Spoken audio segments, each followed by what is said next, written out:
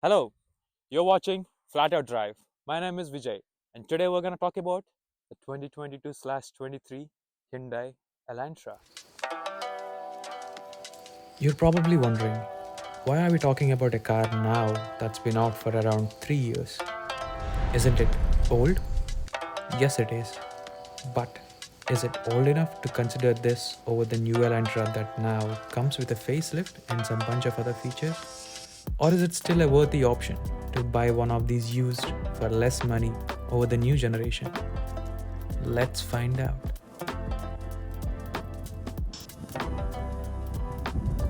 Alright, driving the Hyundai Elantra. So, this car is equipped with 2-liter inline 4-cylinder naturally aspirated engine that puts out 147 horsepower and 132 pound-feet of torque, which is not quick, but it's not slow either. Mostly because of the weight. This car barely weighs much. It's less than 3,000 pounds. That's as low as a GR86. So, due to its low weight, even though it has a tiny engine with less power, it doesn't feel that slow. I mean, I have never felt it needs more power, except when I am on highway. When I try to push it, the engine kinds of drones. I think the drone is because it's trying to gain momentum really quick, and due to its less power, it needs to work extra hard. That results in more unrefined noise from the engine. It makes it feel like it's coarse, and you can feel the vibrations into the cabin. But most of the time, you won't worry about it when you're driving in the city, like I am now. At regular speeds, it feels nice. It's soft. It just goes. Coming to the transmission, this car has Hyundai's IVT. It's called Intelligent Variable Transmission. Hyundai's fancy name of CVT. So it is better than most of the CVTs in the market at this price point. I feel like Hyundai's IVT is the notch above because the transmission system is calibrated in such a way that it makes you feel like you're actually shifting gears in an automatic transmission. I didn't find it in any of the other CVTs I've driven before, but that's definitely one aspect I like about this car more. The transmission, it's not boring. It resembles that the car itself is shifting, so it kind of makes it more of an exciting car, maybe. Now I'm driving in smart mode.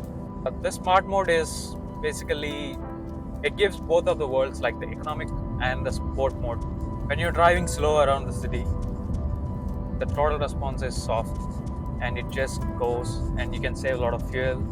It just puts you in eco mode without you instantly going into eco mode. But when you want to switch it up and you just put your foot down, the revs go up and the car just picks itself and goes. It's kind of switching between eco mode and sport mode whenever you put your foot down, and depending on your driving habits. So I tend to leave it in smart mode. It just gives the best efficient mileage. Speaking of mileage, this car, it saves a lot of fuel. It's like 7.5 kilometers per 100 kilometers on city driving and 5.5 kilometers per 100 kilometers on highway. We went to a trip to Toronto. It's 1,500 kilometers each way. On a tank of gas, it gave us around 700 kilometers. I think that's right, yeah. So it saves a lot of gas, and it's quiet. During the ride, there were a lot of potholes in the city as well, and it just ate up those potholes like there were just bumps on the road. So, and even the noise insulation, the cabin is fairly insulated, but right now it's kind of wet on the road. There's a little bit of tire noise coming in, but hey, in this segment, this is one of the better ones.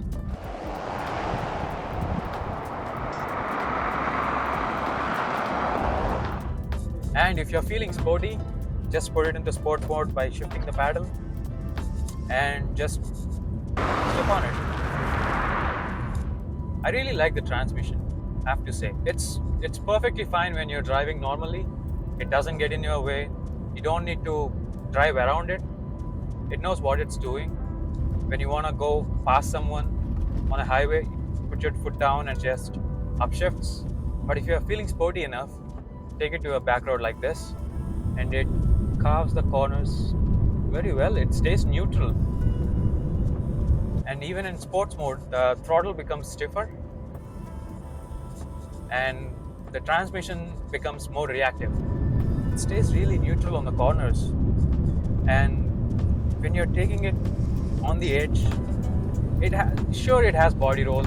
I mean, this is not on the stiffer side of a car because it's a family car. It's a family compact sedan, and you'd expect it to be soft. And when you're taking it to a corner, it tries to stay neutral for the most part, but being the lack of limited slip differential and neither of the cars of this segment doesn't have it, it still is fairly flat. But one thing I don't like about this car is the steering. I mean, there is feedback to it, but it's fairly light even in the stiffest setting, and it's not as sharp as I would expect it to be. But you can enjoy this car on a back road. Trust me, I've been enjoying it a lot.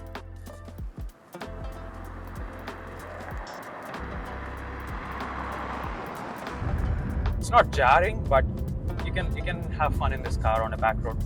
And on highway speeds, uh, as I said, the engine drones a little bit, but you'll not notice it after a while. It's a comfortable cruising car, I'd say. And the seats itself, they are cloth seats, and they're pretty comfortable. Though the Elantra doesn't come with automatic seat adjustments, it's all manual. But still, for being manual seats, they're really good. I never had any trouble with it, so that's that. And props to Hyundai. They changed uh, the exterior and the interior, and a good job on tuning chassis for this car. No wonder why the Elantra and the Veloceran are quite fun to drive. Because the basics of the car, the basics of the chassis, the tuning, everything is so spot on with Hyundai these days. They can really make a fun car. I really like driving it. But when you're going at high speeds, due to the rear being torsion beam suspension, the car kind of unsettles over big bumps. But it's kind of expected. You won't even notice when you're driving in the city.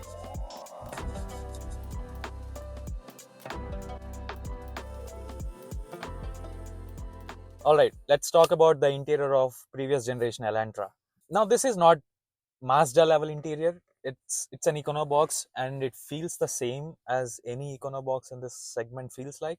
This one has not developed much creaks over the last 2 years of ownership, but it's still there are a lot of hard plastics in the interior, and there's a flimsy handlebar in the Elantra that you get. That's not nice. Yeah, there's quite a cheap plastic all around, but there are soft touch materials as well. Like if you feel on the door, there is this cloth type of material with 3 stitching lines, and there is this brushed aluminum kind of handlebars and the speakers. Also, these air vents are trimmed in aluminum pieces, but feels like plastic. I don't know why. So overall, this interior is like pretty much every other interior in this class segment, except for Mazda's, whom do we all know that they hit out of the park with their interiors.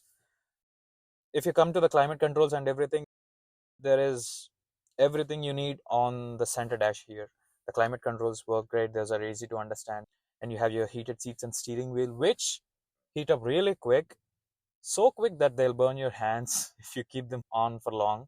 And even the seats, since these are cloth seats, I think they tend to heat up real quick. I don't know how the leather seats would work with the heated seats, but there it is. The heated seats really do work well. As I told you about, the seats itself are really comfortable. They have this bolstering on the side. These bolsters are really supportive. on corners when you turn with high speed, they tend to keep you in the center for the most part, but you just have that lean. But apart from that, the seats are really fine. Now talking about the steering wheel, I really like the steering wheel, but there's only one gripe to it. It tends to heat up all around, which is really nice, but there are these chrome bits, those don't heat up. So if you are getting into the car thinking, oh, I have a heated steering wheel, and catching on the chrome bits, then you're gonna get cold burned. Is it a word? I don't know. You feel it really cold over these chrome bits. So that's the only gripe. But apart from that, the buttons on the steering wheel are understandable and pretty easy to read. And I really like the gauge clusters. It has 3 compartments if you divide it. One is for RPMs, and the one center one is for speed. One on the right is a small digital block. You can put your trip info, or you can put your fuel economy, drive modes, or leave it on speed. And now the infotainment. The infotainment is, it's okay. It's quick. It's easy to understand. Hyundai does put more effort in their infotainments to make it better, unlike few other manufacturers who tend to keep everything like the heated seat, steering wheel, everything inside the infotainment where you have to go and search for it. Instead, Hyundai has always kept their infotainments clean. You have buttons where you need buttons, and you have Apple CarPlay, and everything works great. Apart from those few scenarios where the Apple CarPlay has crashed, I had no trouble with it. Whenever the Apple CarPlay crashes, I just brake and restart the car, and everything is fine. You can't do that on the go, though, when you're on a highway or when you're driving somewhere. And the sound system, as you talk about, it's not great. It's average. It doesn't distort as much. You can get by with the sound system. You're not buying this car for its amazing sound system. You're just buying it to use it as a daily beater. So it does the work for most part of the time. And the visibility is good. The back seats are really comfortable.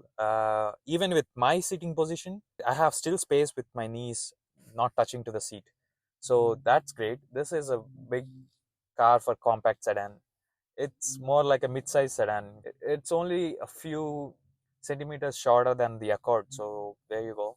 Even this car has been out for 2 years. This infotainment and this interior hasn't aged that much. As far as the tech is concerned, Hyundai doesn't let you down in any aspect. I think their safety systems, their lane keeping assist, and their infotainment, everything is sharp. Everything works great. Anything doesn't crash as much as any other manufacturer does. So that's one thing I really like about Hyundai. They tend to serve their audience with good tech. With that all being discussed, can you get by buying one of the older generation Elantras, or do you need to save up the extra money and get the new ones? I would say this car is not old, or it's not outdated. This serves the same purpose as the new one with an older face. And the new one has the newer face, newer facelift. If you like that, if you prefer that, there's no trouble or no problem in buying that car. But this, in its current form, I think this one is also a good car to buy, even in used, because the powertrain held up nicely. Over the course of 2 years, we didn't have any problems with it, any maintenance issues, and the interior also didn't develop any huge problems that we had to take it to the dealership immediately to get it fixed. So if you are in the market looking to buy an Elantra, and if you're not fixed on which Elantra to buy, I would say give the older generation or 2021 to 23 model a chance. If you feel like this particular car serves your purpose well, then you're not missing out on anything. Thanks for watching.